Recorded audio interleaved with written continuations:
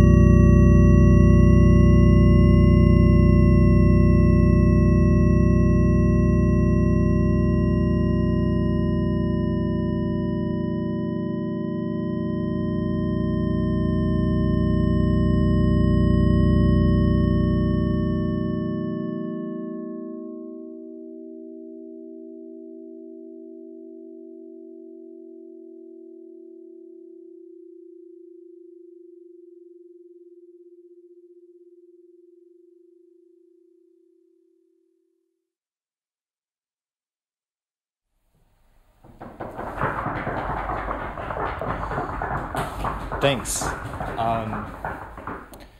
Yes, it's the title, multiple musicalizations of a BPF.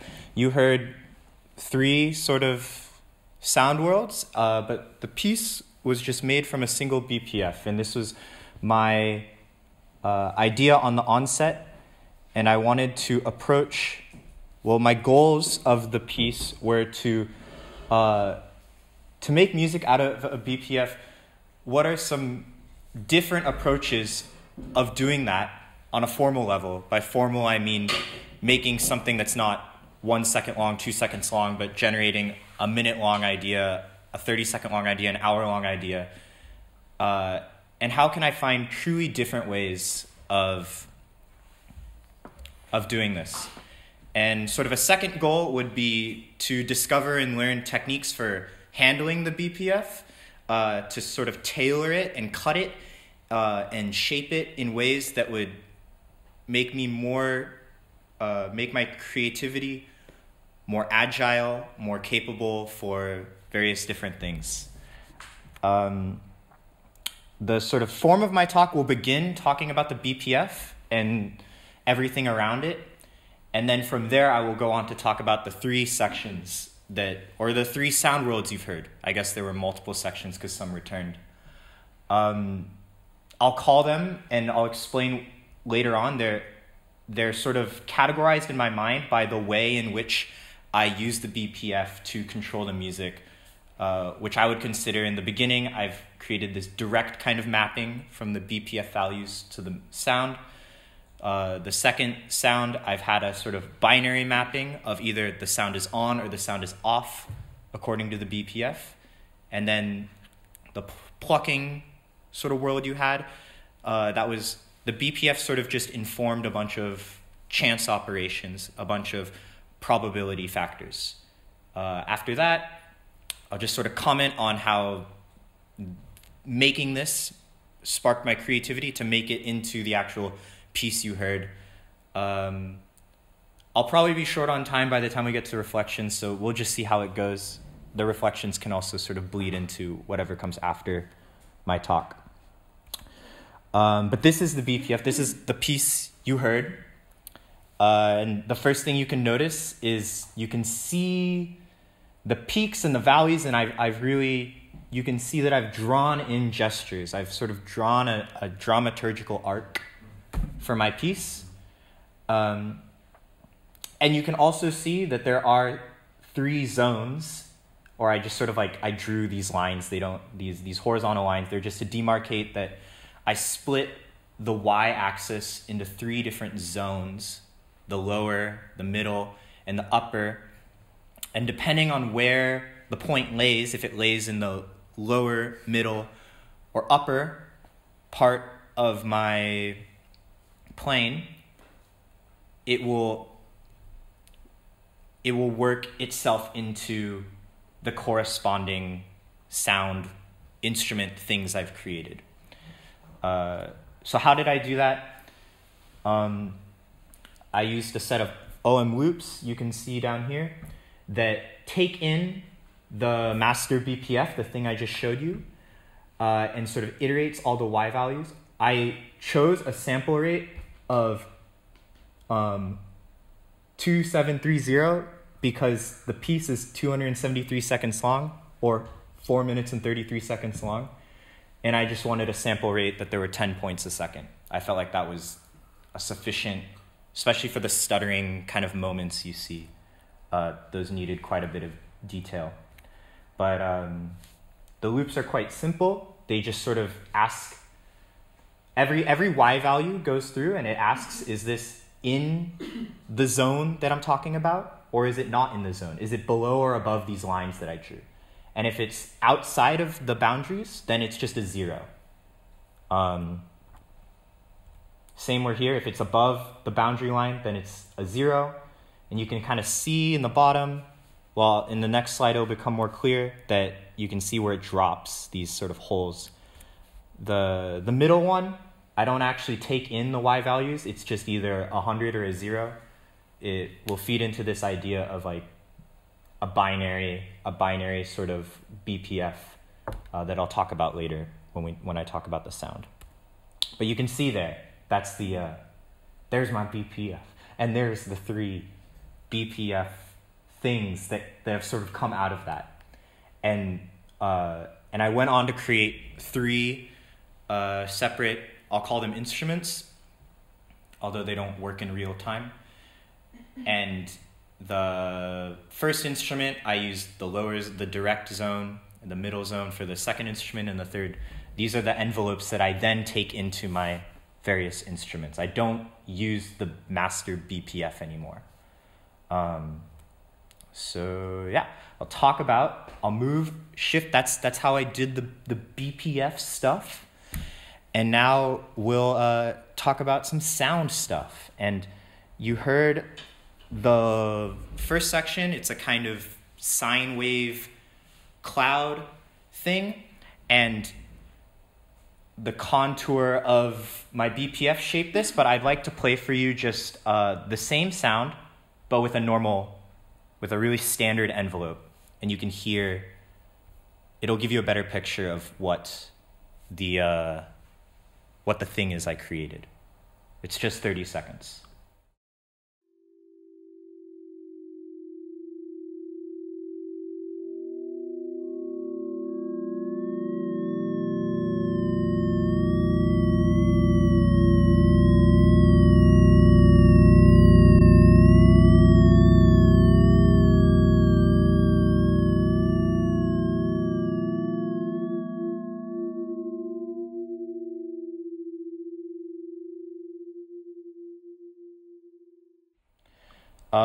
You can see how as the amplitude grows, the first thing you can hear is that the BPF is an amplitude envelope, but there's also a sort of blossoming of the chord where at the height of amplitude, we hear all 16 pitches of this chord that I designated. And it's hard to see from the way I've scaled this photo, but at the opposite of the peak, at the valley of the envelopes, what you hear is not the lowest pitch, but it's actually the median pitch in my pitch set. And you can see that it blossoms downward as well.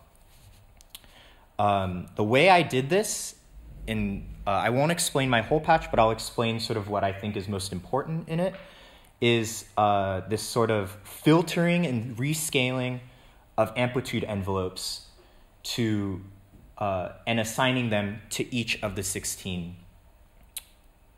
pitches.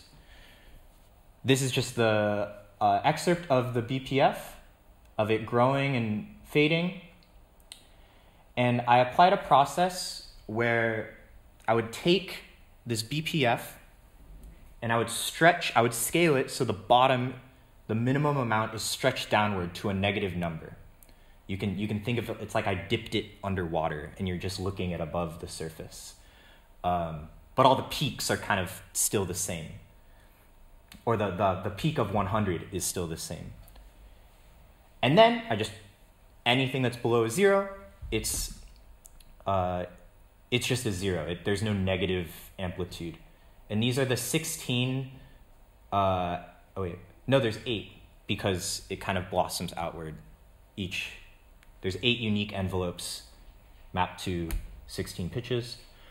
And you can see here in this way that when it's at a low amplitude, the most highly dramatically scaled envelopes don't actually make it above 0.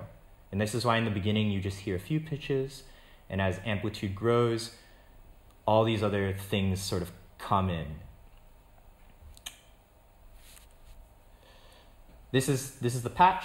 The filtered envelope thing was the main thing that I wanted to talk about. What happens first is I take the frequencies list, and I sort of want to create a corresponding list of minimum amplitudes of the stretching factor that I'm going to create. And that's here. You can see that there's this interpolation where the most dramatically scaled envelopes start at a 0 of -55, and then gradually over the course of 8, because it's a length of 16 divided by 2, over 8 steps it reaches -11, and I just sort of made a palindrome out of that set. So now with my 16 frequencies, I have 16 Y values that I want to rescale to, and it's in here that I actually scale them. I have this BPF scale object. This is the maximum boundary. It's not 100 because remember we chopped off the top half of our master BPF. And then this is the same object that I showed you when I was tailoring and cutting the BPFs. I just use that again to tailor and cut all values that are not in between 0 and 40. They just become a 0. And this is our new BPF collected in a list. So our list of 16 scale things turn into 16 envelopes. And that's how we get this. Yeah, that's the rest. You heard the pitch changes. It's a random walk because I like the sound of pitch changing in a random walk kind of motion. That's all. The second piece, or the second sound, I'm not going to play it because you heard it. It's just one sound. It's this one noise sound, and you can see here by the sonogram of this is the whole piece. You have all these changes in this is the thing we just talked about, and this is the third thing that I'll talk about later, but what I'm talking about here is just this sound, and it's completely unchanging. The reason why it's a relatively simple thing to do computationally to make a sort of on-off kind of sound. But musically, it was important for me because if I'm thinking about different approaches to how BPFs interact with music, I want also approaches in which the music sort of refuses to express the BPF or refuses to show the changes in curves or maybe dramatically reduce the BPF down to just this idea of is the sound on, is the sound off? And in that place, as a listener, our perception of change, our experience of change over time is not one of the music changing, but of our relationship to the music changing, the way we're listening and our listening approach. So the patch, it's a sub 1. Of course, gotta have some distortion. That was just something I wanted. And I think it adds a little bit more nuance to the block of sound. And you can still see that in these patches, I just put the total duration. It's the same value across all the instruments, or ideally, that's what I wanted.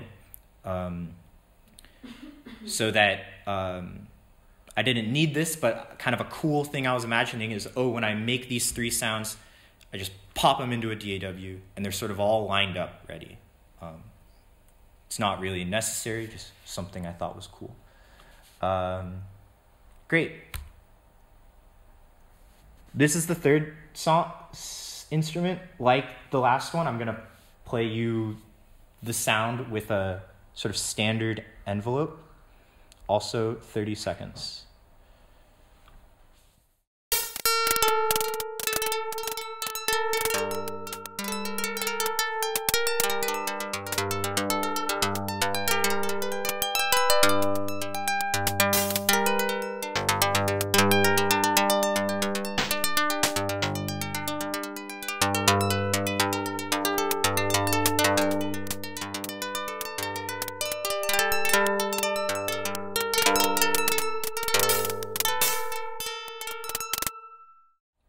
So while the first instrument I showed you guys was the BPF, every value of the BPF would inform a specific resultant data point that would make the synthesis process.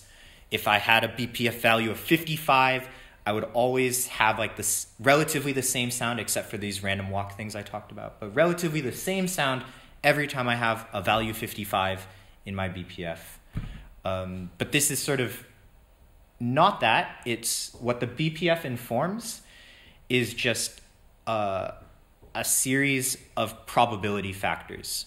And the actual sounds you hear are all chosen by chance operations that are not randomly choosing certain pitches, rhythms, timbres, but are choosing them based on what probability they're given.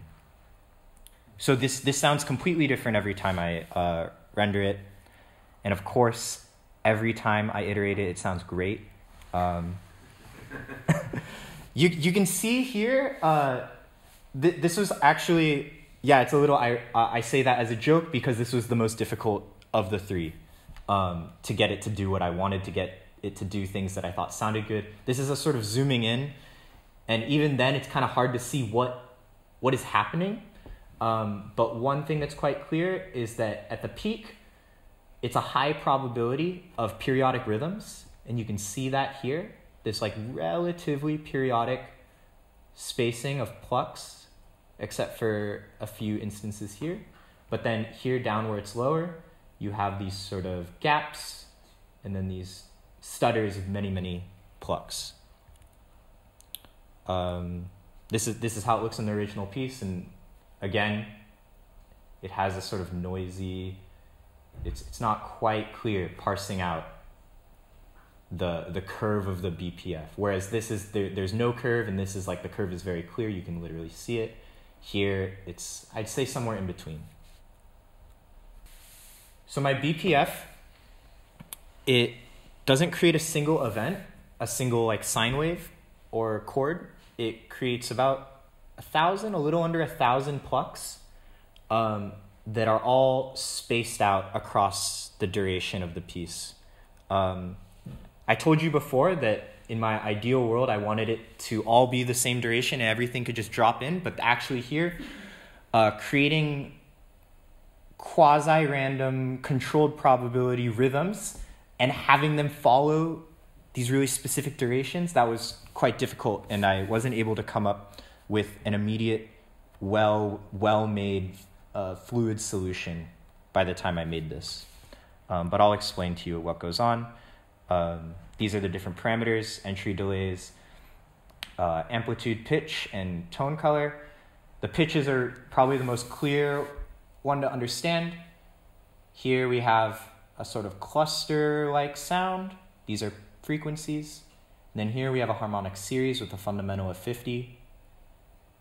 And as the BPF goes up, the probability that a pitch will be chosen from this first selection becomes more and more likely.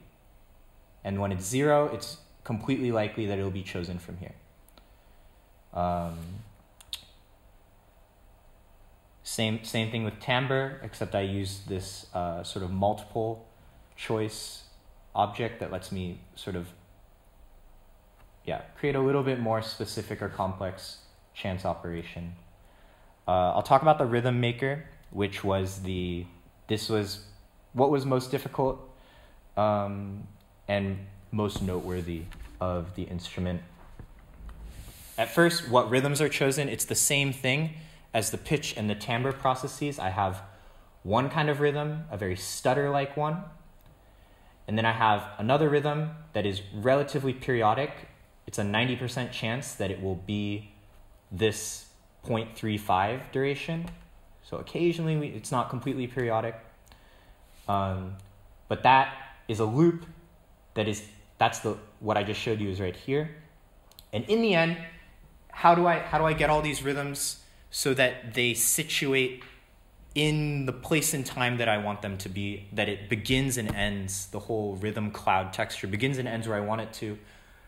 I decided to use an OM scale sum. It takes the sum of everything, and then it rescales the proportion, the relationship, the distance between all those points according to the total duration, which originally was 273 seconds. The problem with this is that I had all these 0 values that would get factored in. And at first I thought this wouldn't be a problem. You know, everything will just kind of work itself out into the right place. But no, there were an incredibly high amount of 0 values that just sort of made all of this activity smushed together and became so fast that no matter how fast or slow I made these rhythms, it would just be like done. So I kind of hardwired a solution. I decreased the duration. I removed the zeros, so it just created another BPF. And then in my DAW, moved it around. Not an ideal solution. I'd like to create a solution where I have as much freedom and control from my BPF as I can. But yeah, that's that. Great. I would say that this is everything I want to present.